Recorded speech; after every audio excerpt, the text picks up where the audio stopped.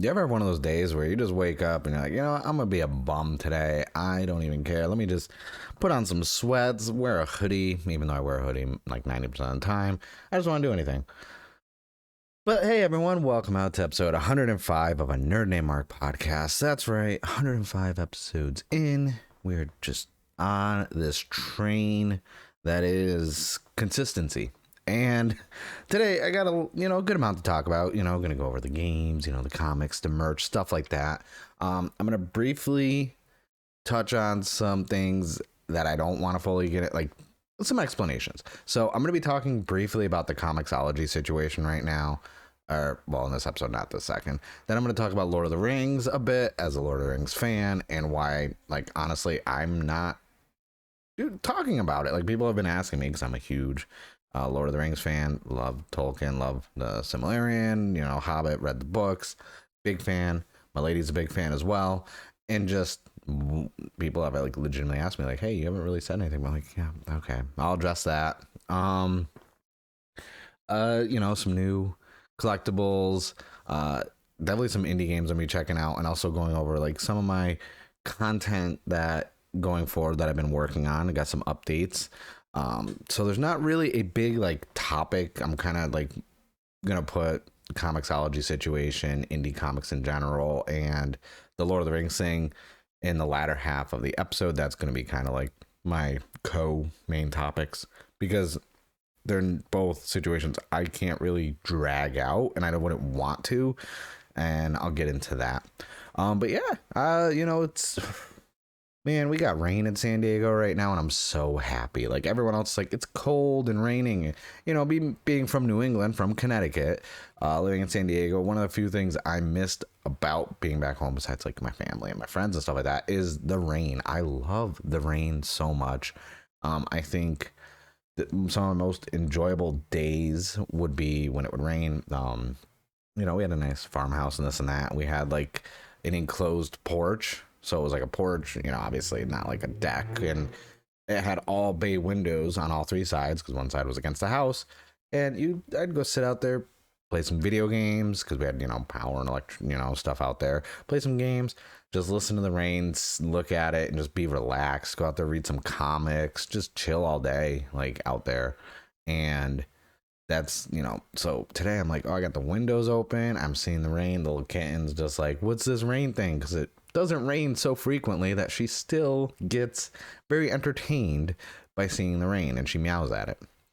So I was like, you know what, today, it's raining, it's my day off, let's get some content made, let's relax. And, after I'm done recording this and editing it, I'm probably going to dive into some video games and just, enjoy the day, So, at the time of recording this, new comics have not come out yet, so I'm going to be going tomorrow to get my comics. I'm curious, there's some goods coming out. I don't know the full release list of what's being released.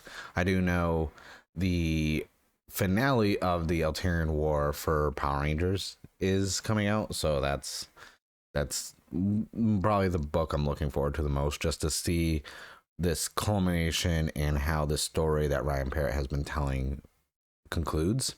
Like I said, I've had issues with the Power Ranger comics, but not from a writing standpoint, from a thematic standpoint of every arc seems to be very doom and gloom, and that's why I really enjoyed Go-Go Power Rangers as a comic, because for a while there it was kind of lighthearted. They're day to day in high school, and it was not there were good serious moments, but it wasn't doom and gloom. But I will never take away credit of the writing and the quality of Power Rangers and Mighty Morphin, now that they're two separate entities in the comics from Boom.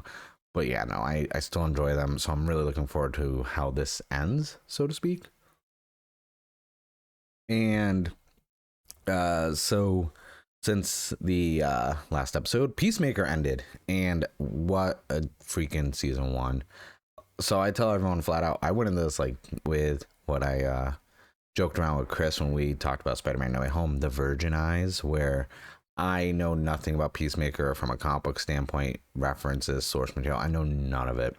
As a comic book fan, I never really got into Peacemaker. And so I enjoyed the show for what it was.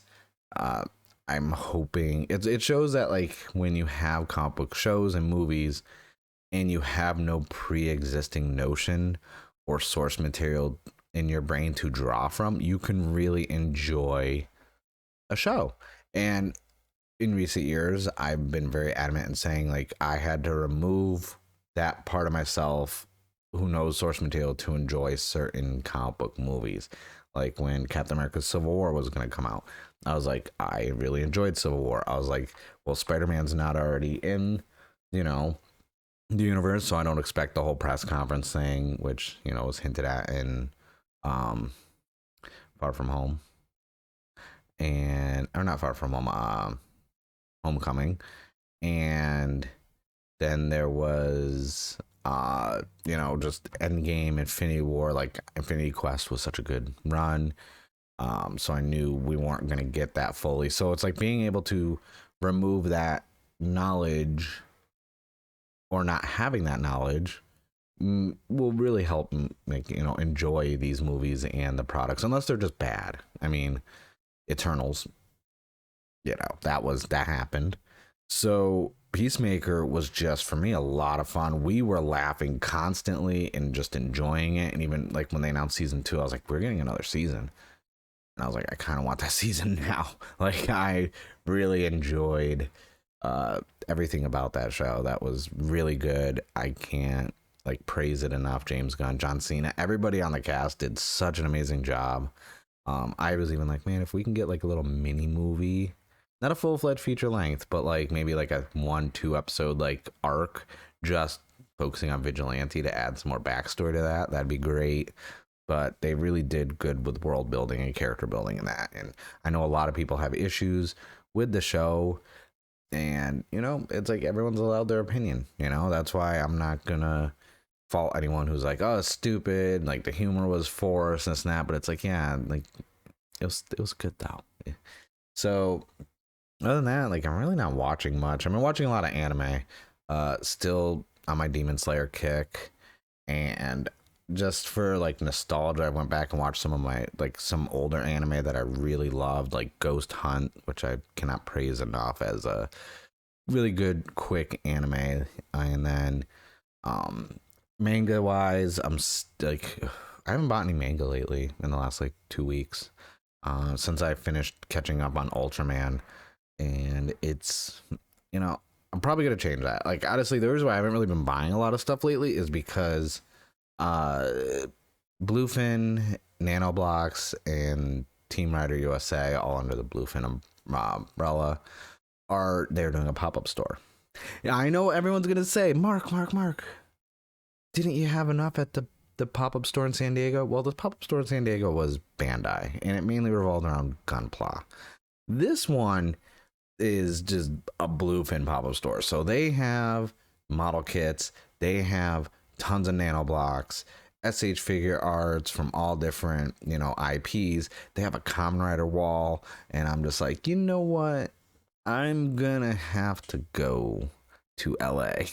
And I was talking to a lady, I was like, hey, you know, my birthday is Monday. What if Friday we drove up to LA for the day? And she's like, oh yeah, spend the day in LA. I'm like, yeah, because there's a pop-up store. And it's like, oh shit, really?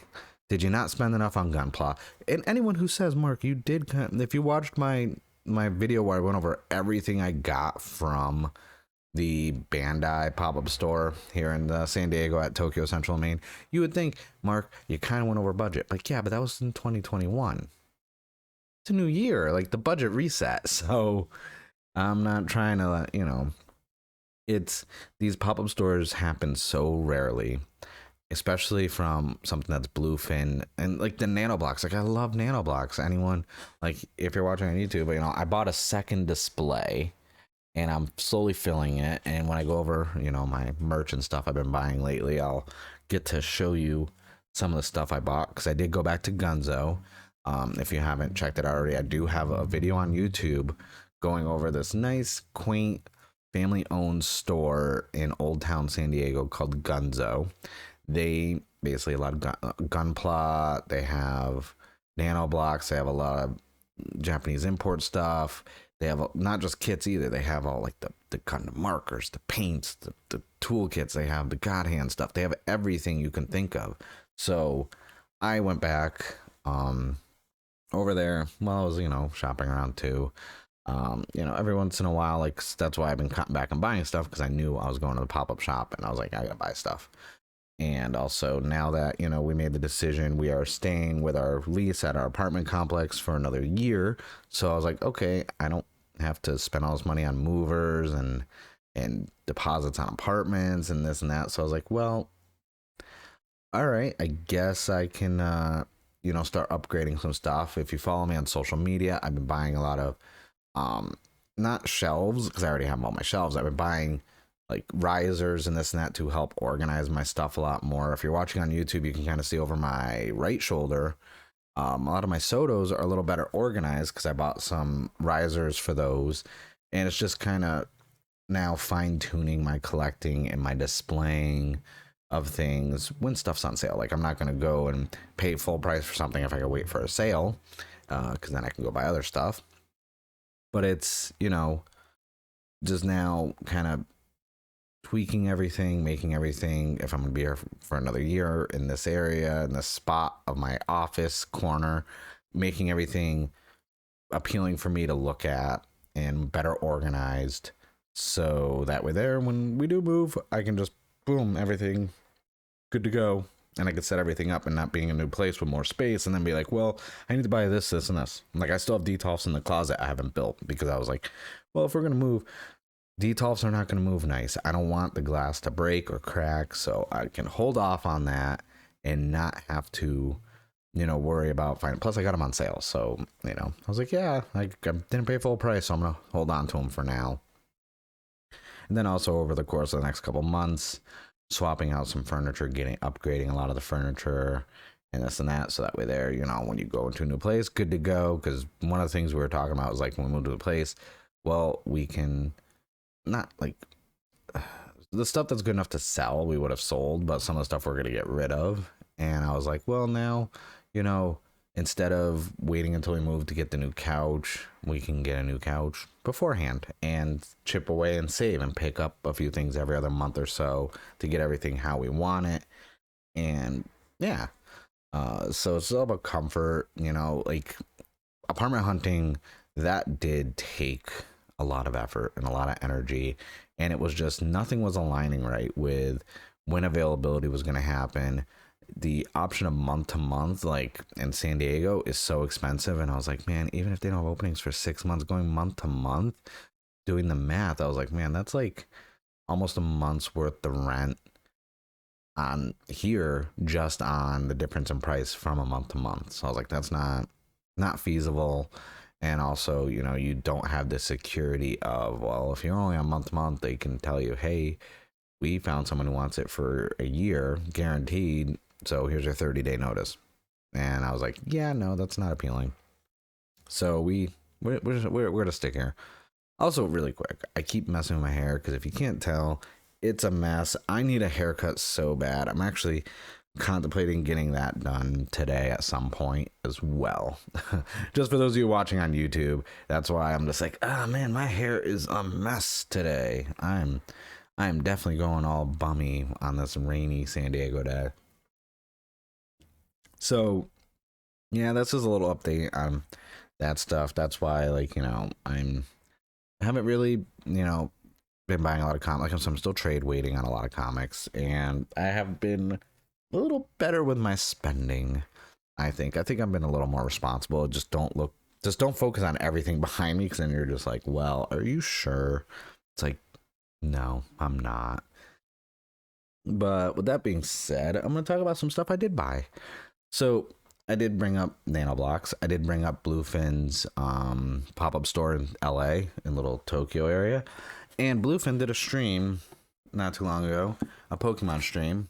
And they were just chatting with people, and we were talking about like favorite legendary Pokemon, and I threw out Necrozma, and one of the guys over at Bluefin was like, I like that answer, you know what? And they did a giveaway, and I got a Sobble Nanoblock. Obviously Sobble, really good water starter.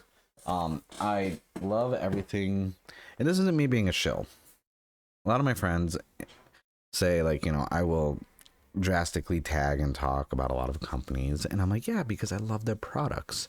And I made the joke when I was filming. I don't know, I don't remember the full video off the top of my head what was left in, but when I was on Pronghorn Heroes Henshin homemade cooking show, I made the joke constantly whenever we brought up anything. I was like, oh yeah, not sponsored, not an ad. Like, it always says not sponsored, not an ad. But I do appreciate, and I know they get flack every once in a while from Bluefin and Team Rider with some of the tweets and how they word things and how things are being released, but they are really doing a lot to get so many brands, IPs like Kamen Rider, Nanoblocks, this and that into the United States.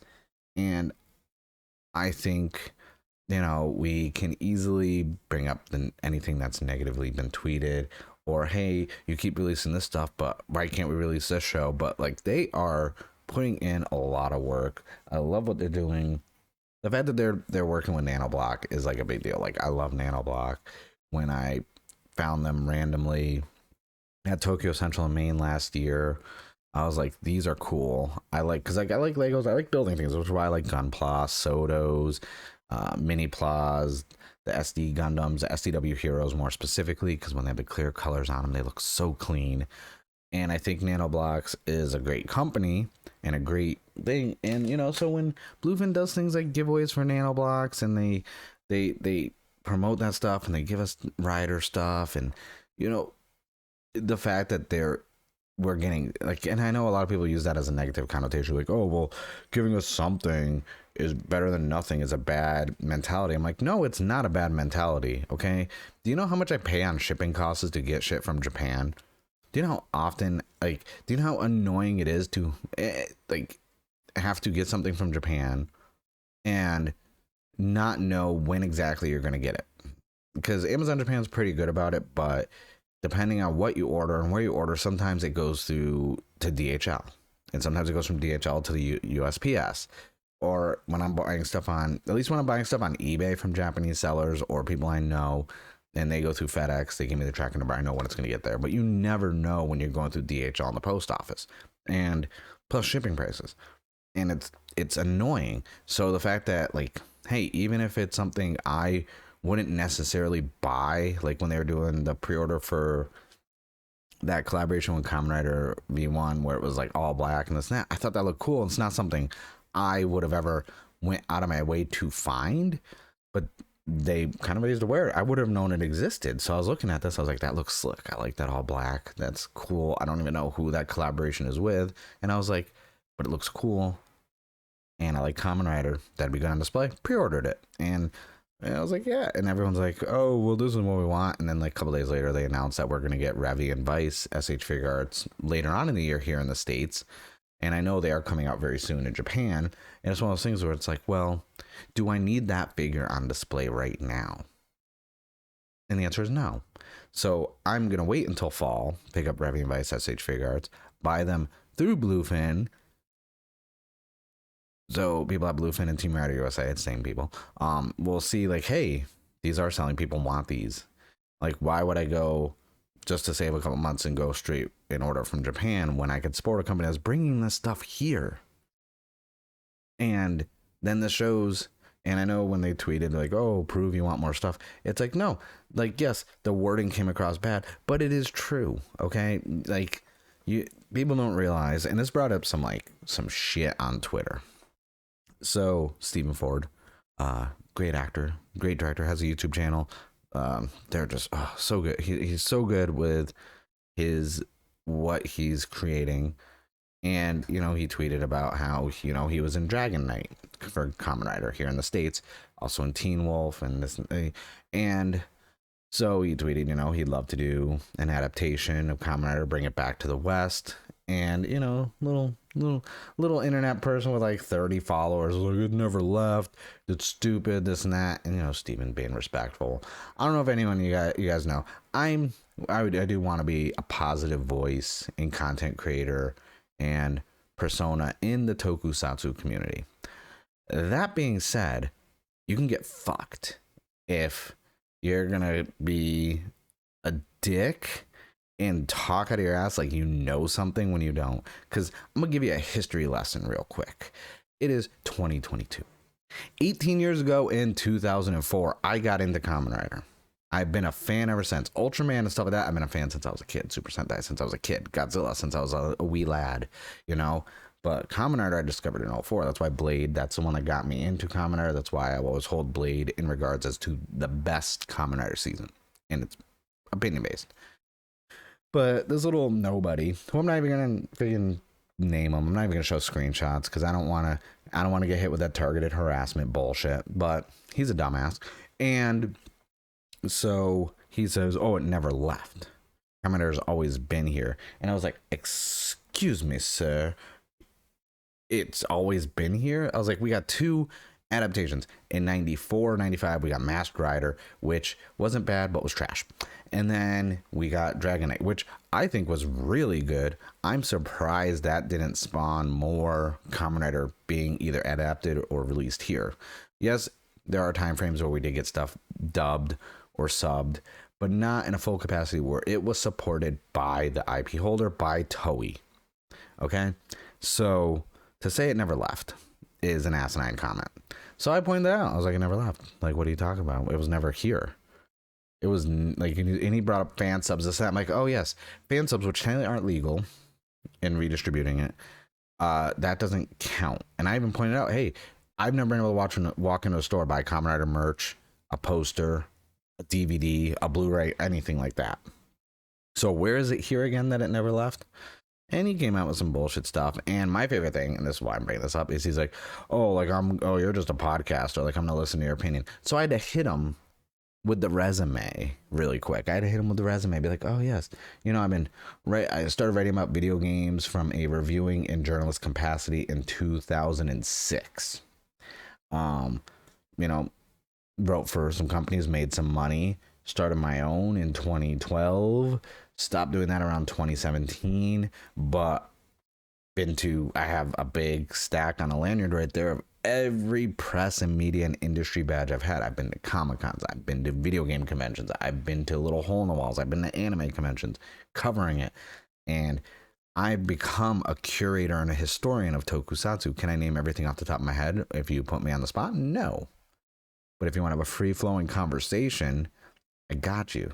That's why I have... You think all these Ultraman Blu-rays and manga, I didn't read and watch everything? You think I don't have my magical 2 terabyte Toku hard drive, which, thanks to that, I have seen and have access to every Kamen Rider season, most Metal Hero, a majority of the Super Sentai. And if you think I haven't sat through on rainy days like today and binge watch some Kamen Rider, there's less Kamen Rider that I haven't seen than there is that I have seen, and that's including films. You know, you think I'm buying this merch and have all this stuff because it looks cool and I don't know anything about it and I don't love this Kamen Rider as a franchise? Get the fuck out of here. So yeah, so I had to put the kid in this place, and you know, it was just really annoying. And I don't even know why, like, I forgot what spawned this, but it was like, that was kind of like my Twitter interaction. And, you know, so, and it goes back to, you know, Team Rider and Bluefin, like, they are making Kamen Rider have a presence in the West. You know, Kamen Rider is finally here to a capacity. We are getting, and I get it, everyone brings up the thing, oh, well, they're releasing merch and stuff for shows we don't even have access to. It's like, well, Shout Factory has been doing, and Toku Shoutsu has been doing a good job streaming almost 24/7 on Twitch stuff. They have the Pluto TV where they played Ryuki and Kyuga, and like, you have access to this. You have to look for some of the stuff that's here, but it hasn't always been here. This is not the case. We just got our first Blu-ray supported release last month of Kamen Rider 01. Yes, I bought it. I bought 2. I got the one right from their site, so I got the poster and everything else, and I bought one on Amazon. And, you know, I gifted it to a friend who really likes Kamen Rider, and, you know, they won. I was like, here you go, happy birthday. So that's why I'm bringing up Bluefin. That's why in Team Rider, like they are doing such a great job bringing awareness and bringing these brands like Kawada that makes nano blocks. Like yeah, like I said, I've seen them at Tokyo Central. I mean, these are Japanese import stores, but thanks to Bluefin and everything else, I'm seeing nano blocks in Barnes and Noble. I'm seeing nano blocks at GameStop, Hot Topic, Box Lunch, FYE. So to say that, like, so that's like a big deal. That's really cool. I really love that. And, I guess that'll, go into more of my merch because, they sent me the Sobble. Really thankful for that. Really appreciative of it. That was really cool of them to do. I can't wait to build it and put it on my display. Can't, what are you doing? Are you gonna jump up? Good girl. And I did get some other nano blocks. A few already built. I built Pichu, Mew, and Chimchar. And then, because I'm trying to finish my Dragon Ball Z line, I did get the Super Saiyan Goku because I still can't. I gotta order it on Amazon because I've been unable to find regular Saiyan Saga Goku. So I'm gonna have to order it on Amazon. And then for Pokemon, I got Lucario. And then I picked up a Charizard. And since then, I have also built Venusaur as well. And then I even started, I don't know if I talked about these. I built 2 of the Gaim nano blocks, but I also have 2 more to build. I have the Baron Banana Arms and the Zangetsu Melon Arms. So I'm going to be building those soon. If you're watching on YouTube, I do have videos. I've been uploading a lot of nano block videos. I have more to edit and render. And while I was out, like I said, I went to Gunzo. Gunzo is where I picked up Goku, Lucario, and Mew. And then while I was over there, I had to get some more Gundam stuff, obviously. So I had to get the Guan Yu Yun Chang V Gundam. I like that because of the green on it. Oh, like the translucent green is going to look so sick when I build this. That's probably one of the main ones I'm like really looking forward to make. I have to move the shelves around because the top is filled already with SD Gundams. Then the lower shelf below is all my G frames. And the one below is like my Halo shelf. So I have the Mega Bloks Halo helmet, the plasma sword, and the part of the Halo ring, as well as some of the actual Master Chief figures, the one at like our Target for like $20, the high quality ones. I have some of those on there. I'm gonna move that shelf around because I just want to make the whole shelf top to bottom just Gundam only. And then oddly enough, I went to FYE, and that's where I got Chimchar. And then I found this SD Gundam X Standard Wing Gundam Zero, the Uwu one as I call it. And this is gonna be another one fun to build. I like it because there's a lot of white on it. So I'm going to be doing a lot of panel lining because I know once I panel line, that's going to look clean as hell. And then obviously, they didn't have my action base 5. I had to get a clear action base 4. I needed more action bases because after the last time I went there and I bought the action base 5s that were black and putting the SD Gundams on there, they looked so damn good that I was like, I can't not like buy more bases. I need more action bases. So I picked up one more just because, and I had a coupon because they use, or like a gift card because they have like this weird app I can use. And every time I go in there, I give them my number and they enter in how many points I get. And I think you get like a point per dollar you spend. And because my birthday was in there, I had like $15 off if I spend like $50. So I was like, you know what? I'm gonna go put I'm gonna go spend $50. I ended up spending like 60 something, but it was still worth it. And then lastly, obviously you kind of see the figures behind the boxes. I got some more Sotos, and I did get my Soto Revice by 4.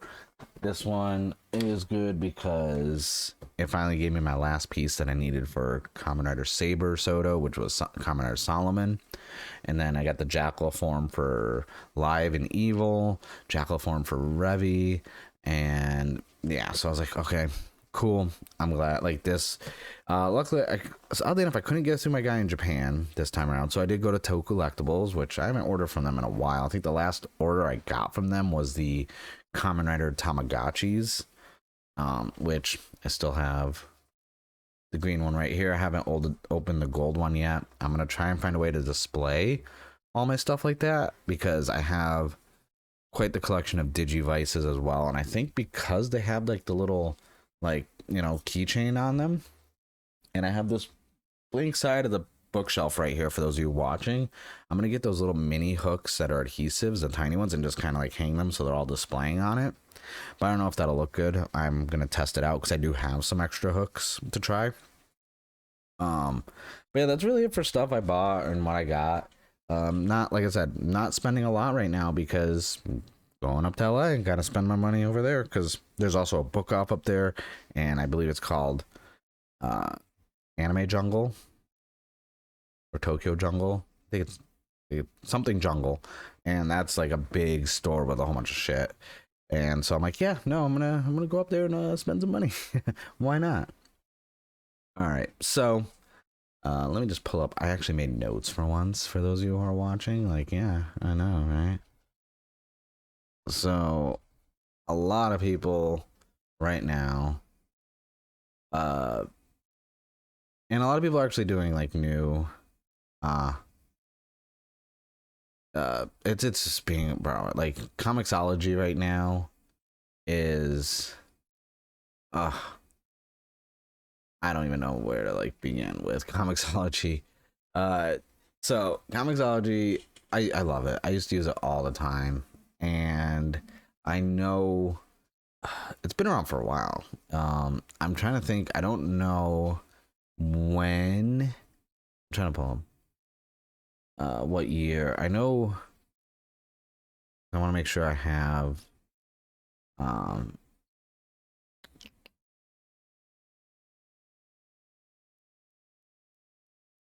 know Amazon owns Comixology now. It's been a while. Like, a lot of people are acting like this is a for like comic, like they just bought it, like, but they didn't. So they made a lot of changes recently. The new update, pushing more popular stuff, Amazon Originals, and kind of making it, the navigation like is just trash now. Like, I have some stuff still on Comixology. You used to be able to subscribe to comics, especially from an indie comic standpoint. That was great. You subscribe to a comic. Now they got rid of that for people overseas, so they actually have to like search and buy each comic individually. And I could see how that'd be a pain in the ass, especially if you buy a lot of digital. I don't buy a lot of digital, so the whole Comixology thing doesn't directly affect me too much.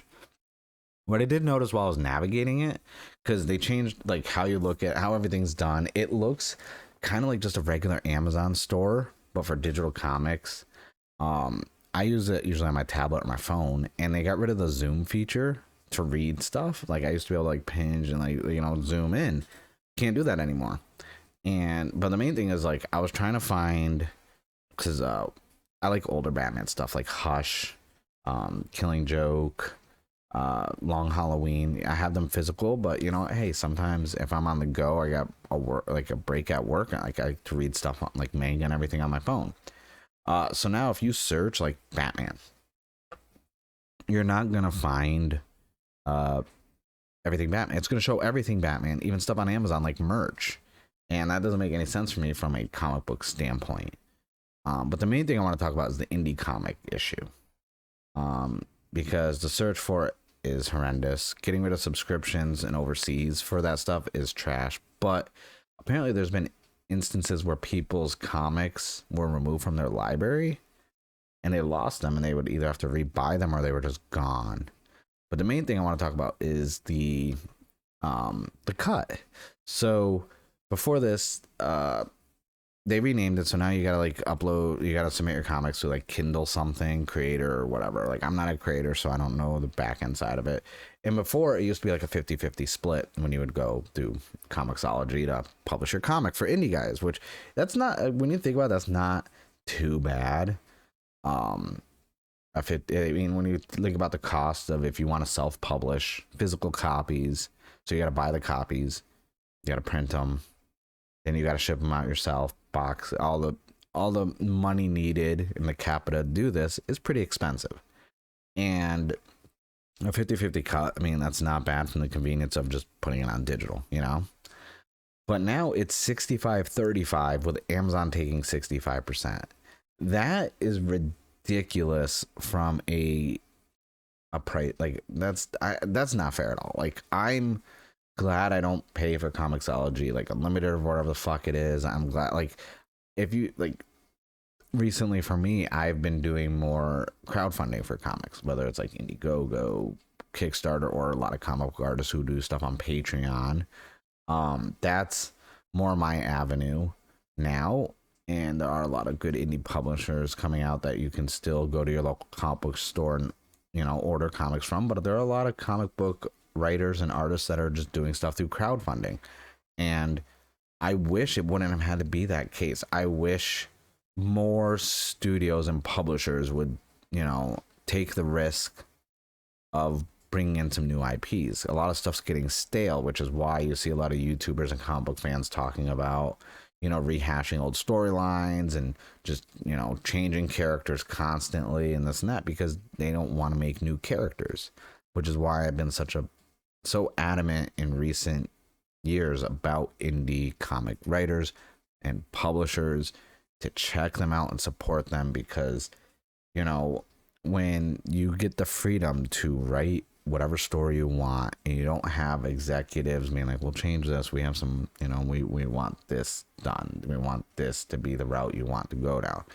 When you don't have those handcuffs on you in your creativity, there are some great indie ones. And I plan on doing a whole episode where I'm just going over all the indie comics that I'm reading and supported and how great they are. That would just take time to like research and get everything, going. And there were even some good comics that were published by like Image and this and that, went digital only or just ended. And then like Blackbird with the art from artist Jen Bartel. Like, Jen Bartel's art is so good. The way she uses the colors in the color palette and just everything. Those comics instantly pop. If you go back and you look at my old episodes when I used to try and do video ones, man, those comics looked so good. Her artwork, her art style is like, she's up there in like my top 5 like favorite modern comic artists. And then, we had stuff like Exorcisters from Image, which was a great run. And then abruptly one day, it wasn't like, I was seeing press releases for the new issues, and I had it on my pull list. And my comic shop's like, yeah, no, they don't release it physical anymore. I'm like, what the hell are you talking about? Like, it's not getting released physical. Like, I have almost the complete run. I'm like, X amount of issues in. Like, this is a good book. And they're like, no, it's digital. And I'm like, are you kidding me? Like, so now it's one that, like, if they do trades for it, I'll pick up the trades. But it's like, I was buying them digital for a while just to support the writer and the artist, like supporting them. But at the same time, like, I'm old school, and if I buy a physical comic, I own that comic. It's in front of me. It's mine. There's no TOS that's like, say I buy Thor #1 from the, Donny Cates run. Someone from Marvel's not going to show up at my apartment and knock on the door like, hey, you don't own that anymore. Can we have that comic back? Whereas you buy digital, do you own it? And that's always been the question. Like, that's why I don't buy digital movies. I'll rent a movie digital, but I won't buy a digital movie. When I get movies and this and that, and I get the digital code, I'm like, okay, cool. Like, I'm gonna watch it right here on my TV, or the TV right here. Like, I don't care about. That's why most of the time I give the digital codes to my friends and coworkers and snacks. I'm like, I'm not using this digital code. Like, what am I gonna do with this? Like, it's whatever. So my main issue with Comixology, besides, people losing their library for good in some instances, or people having to rebuy stuff or and they're not giving refunds. That's the thing. If I bought like 10 comic books at $3.99 each, so $40, say I had to spend $40 on digital comics. Yeah, I read them and this and that, but if Amazon's like, oh, sorry, it's gone, you don't have it anymore, it's like, well, give me my fucking $40 back. I didn't rent the book. This isn't a library. That's why, I tell everyone, be wary when you're buying all digital media. Like, print media is not dead. from an industry standpoint. From a consumer standpoint, it might be, but look at manga. Like, yeah, you can buy manga digital, this and that. You know how many friends I have that literally have manga collections that would shit on my comic collection, and that's like saying a lot. Like, I have an old coworker who literally has freaking. He said, I don't even know how much. He's got shelves, like tall shelves, like that are behind me, just full of manga, and I'm like, damn, that's a lot. Like full runs of things, and I'm like, dude, you bought all the Bleach manga? You bought all the Naruto manga? Like, wow. I thought I was like excessive with my purchases of, books and comic books and graphic novels. I mean, then again, given my manga habits lately, like I'm already like contemplating getting another tall bookshelf just for manga. I just don't know where the hell I'd put it. I may have to push the desk out more and put it next to this bookshelf and just have it all manga, because it's getting pretty bad. Like my Ultraman manga pretty soon is going to be its own shelf. Since I've been going back getting Demon Slayer and My Hero and a lot of other like mini series and runs of manga like Yokai and this and that, like I know I'm gonna get to the point where I'm probably going to need a bookshelf just for manga at some point, not just two shelves on one. But going back to the Comixology, my main issue with this is the cut, the money, because I'm not even gonna pretend I know every minute detail of what the process that goes into making a comic book. I won't even pretend. I'm not even gonna pretend I'm that knowledgeable on that side of the industry. I just know numbers and rankings and demographics and trends. But if you're putting in all that work to release one issue, that's going from concept and storyboard to base drawing, inking it, color if you put color in it, dialogue, figuring out where you want to cut all the story for each issue, and you go ahead and you're going to sell it for $4. Put on Comixology through Amazon. You sell one issue, that's $2 for you, $2 for them. Now it's just like, no, you sold one issue. Oh, okay, at $4, let's see, that's going to be, they're going to take about what, over $3. You're gonna get a little bit over $1. Like, it should be, if anything, I think it should be reversed. And this is me personally. I know everyone's gonna say from a logistics standpoint that's wishful thinking. I think the creator should get 65, Amazon should get 35. Hell, it should be 70-30 for the creator. If Amazon is just hosting it and processing all the stuff, they should get just a 30% cut. That's it. At most. That's me personally being generous. Then again, I'm not in control of that department. I have no say in that. I don't work for Amazon. I don't work for Comixology. I don't work for any comic book publishers. I'm not a comic book artist or a writer. One day I would love to be. That is for the longest time, one of my retirement goals was I wanted to open up a comic book shop. Just because, and I didn't want it to be like this trendy. Oh, sorry, I'm sliding up the back brace thing on my chair. I didn't want it to be this like trendy comic book store. I don't want it to be like, Midtown or Newberry Comics. Nothing against them. I love Newberry Comics. Anytime I'm in New York, I go to Midtown Comics. Like, that's the, and if I'm ever in Boston or back home in Connecticut, I will go to Newberry Comics. Like, those are like the staples. Those are my go-to. Besides, a few mom and pop shops in my home, like in my area back home. But those were big stores that had a big part in me finding a lot of comics that I wouldn't find at a mom and pop store, because mom and pop shops will usually keep like the mainstream ones to get the sales.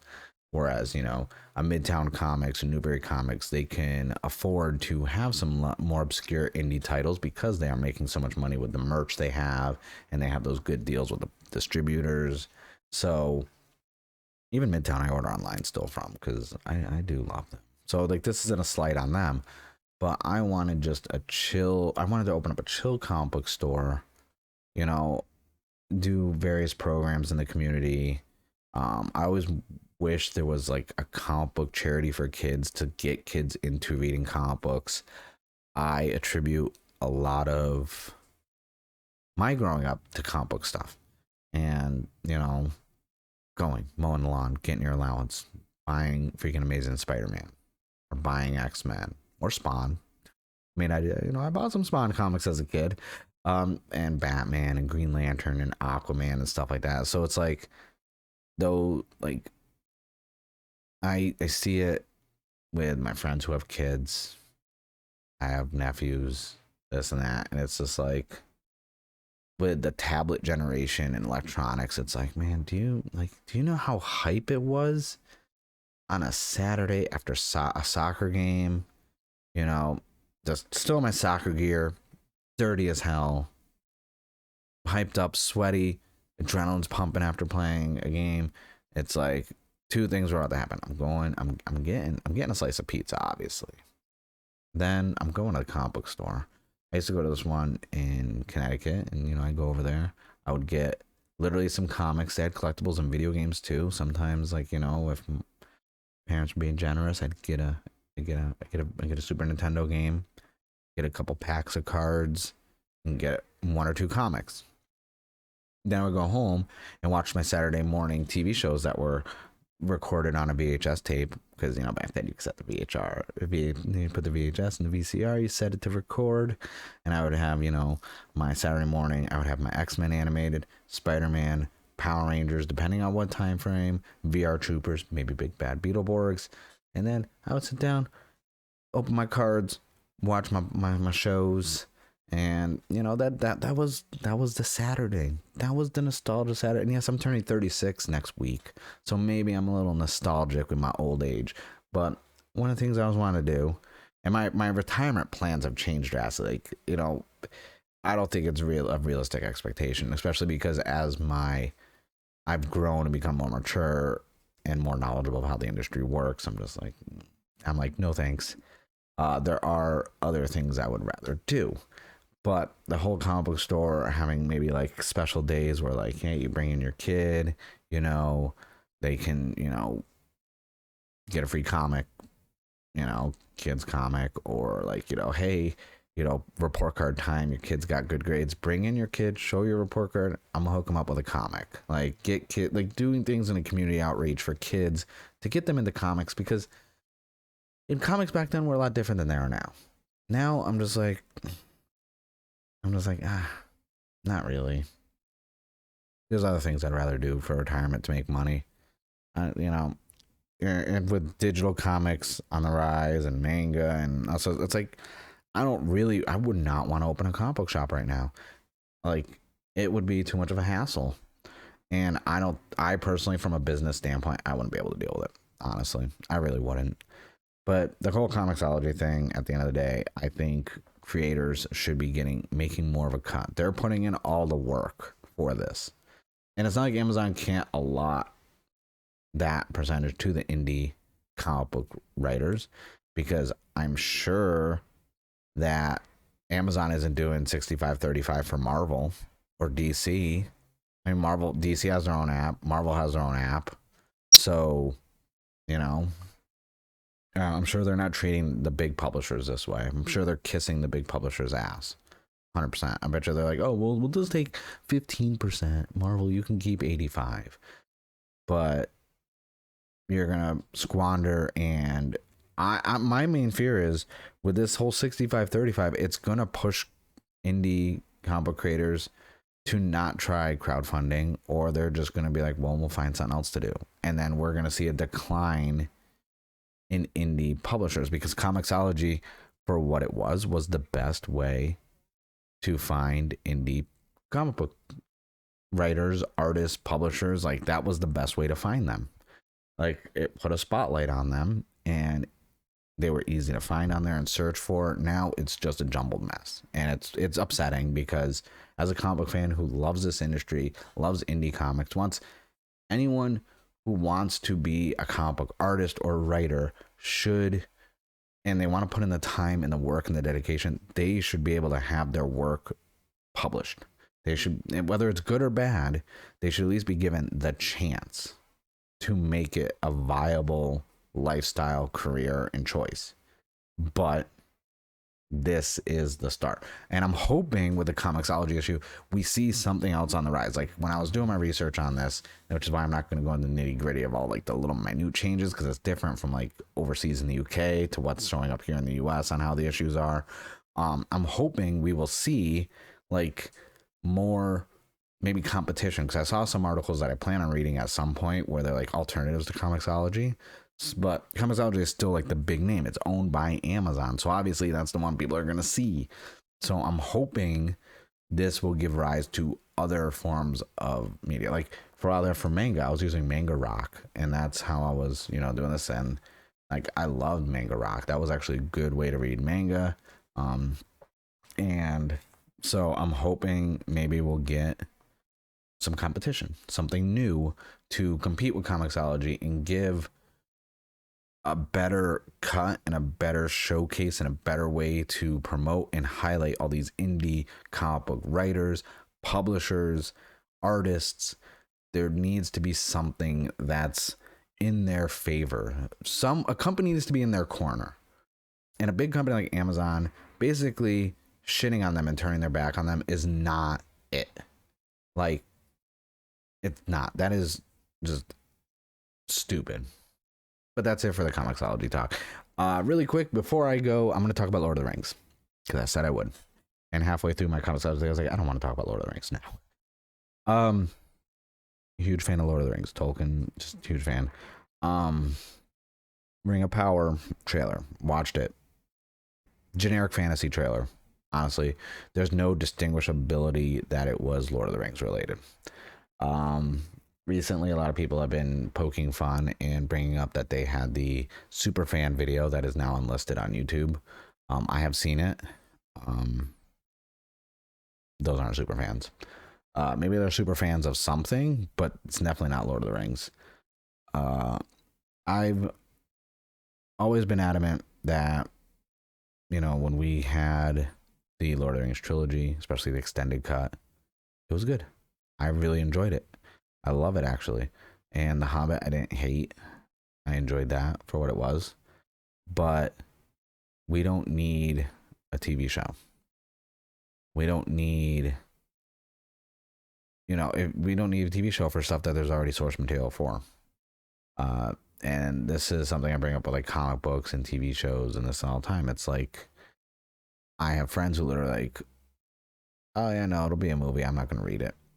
And it's just like, okay, so rather than, get people into books, into going back and reading older stuff, we're just going to keep rebooting shit for you to, like, why do we need, and there were rumors, I don't know if it's true because I didn't look into it because I don't fucking care, that Lord of the Rings, the trilogy was going to be rebooted also and remade. And I'm like, why? We already have a perfectly good trilogy that Peter Jackson made. What's wrong with it? Why do we need a new one? And it's like, so why do we need to make new stuff if we have older stuff that there's no issue with? You can just go back and it's easily accessible, available worldwide. So why do we need to do it again? Why do we need to spend that money? Why don't you use the technology and the money to give us 4K versions, which they did, or this and that, and re-release it? Like, you don't need to make something new out of it that was already done.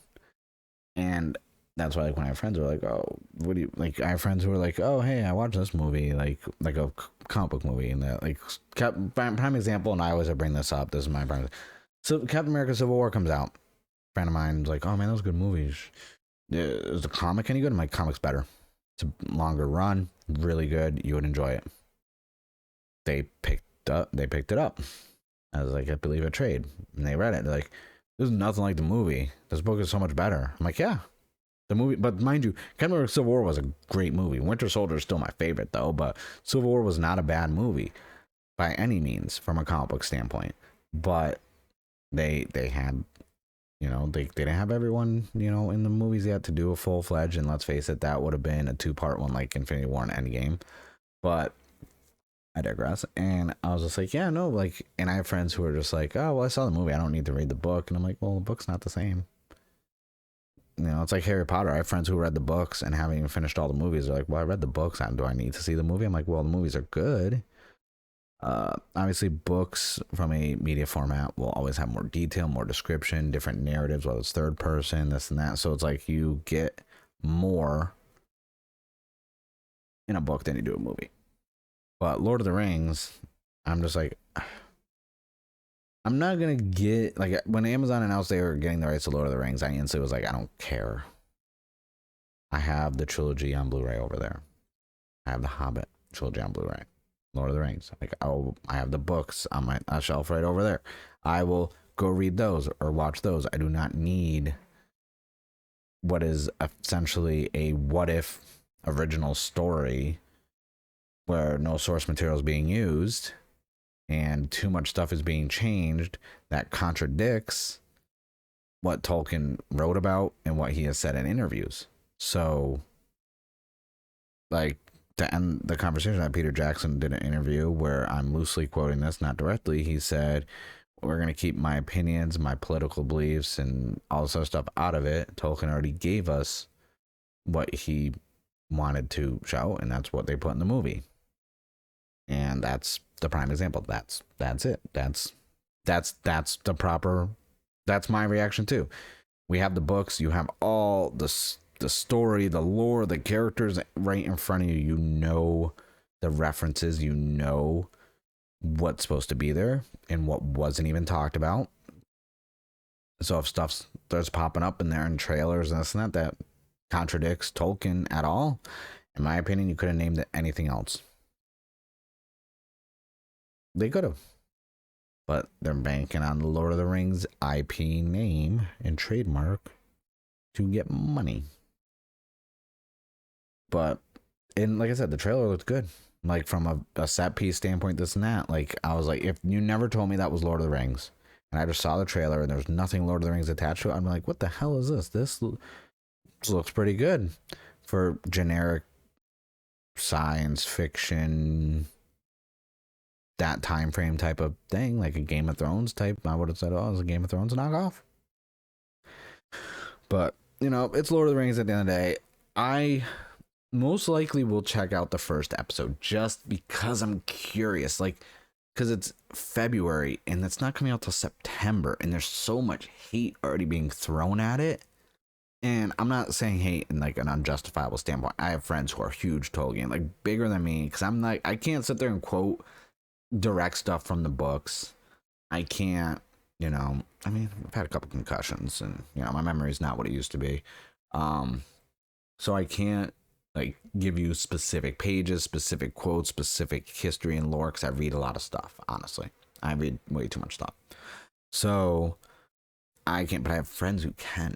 And even they're just like, they have like Amazon and Lord of the Rings, all the social media stuff blocked and everything muted, because they just don't care so much that they don't even want to see their friends talking about it. They just don't want to see anything about it because they don't care. It does not exist to them. Whereas for me, I'm like, I guess I'm always like that open-minded type where it's like, I'll give everything a 1 episode chance minimum. And I will do that. But the reason why I'm not talking about it outside of this podcast and won't bring it up again until September, unless something drastic is happening, is because I honestly don't care. I really don't. And, you know, between Comixology and Lord of the Rings, Amazon's really, they're really not doing a good job again, like with the public opinion of us nerds right now. And hopefully that changes. Like, I always feel that companies deserve the chance to rectify anything and make a change, and that every company has a capacity to do good with certain fandoms and communities, which is why I don't write off any companies permanently. You know, everyone loves a good redemption story. So who knows where this is going to go down the road. But yeah, I'm going to go play some video games. Oh, I didn't even talk about video games. Holy shit. Oh man, we're an hour and I didn't even talk about video games. So video games, Gigabash. On YouTube, I have a video right now going over Gigabash. It's a cool 4-person indie game. It's like a 4-player arena brawler with kaijus and mechas, and it's so much fun. Drastically enjoying it. The free demo went live on the 21st. It goes all the way to the 28th, which is my birthday. And I've been playing that. That's a lot of fun. Also, another, because I love kaijus. I love big, meaty kaijus. And I like mechas. There's a indie game that just left early access. It's a solo dev. One person made this. It's called Mechs v Kaijus. It's a tower defense. You get to upgrade your mechs. There's a research lab and there are new powers, this and that. You basically play as mechs in a tower defense against kaijus trying to destroy cities and this and that. There's a story and everything. It's out of early access. It's currently on sale for like $10 for I think the first 48 hours of its release. Now it's out of early access.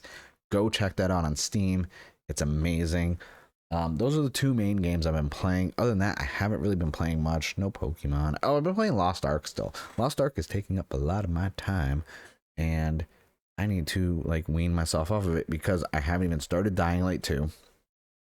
Horizon Forbidden West, have not even taken the shrink wrap off of the case. Elden Ring is coming out freaking Friday, and I'm just like, you know what? I should probably find time to play some games or stop playing Lost Ark and, you know, play these games I bought. So it's been, a lot of, like, that's my games. And like, at the end, on a positive note, because instead of me just being all doom and gloom about fucking Amazon ruining everything I love in life, not really. But I thank you guys for checking out episode 105 of a Nerd Named Mark podcast. You can go to any podcasting listening platform, whether it's Stitcher, Spotify, iHeartRadio, Google Podcasts, Apple Podcasts, Podcast Republic, Podbean. Type in a Nerd Named Mark podcast in Twitter and Google, and that'll just pop up everything. If you're watching on YouTube, subscribe to the channel. And I got videos and stuff and a lot of things going on. So I thank you guys for listening and watching episode 105 of a Nerd Named Mark podcast. My name is Mark, and I'm a nerd.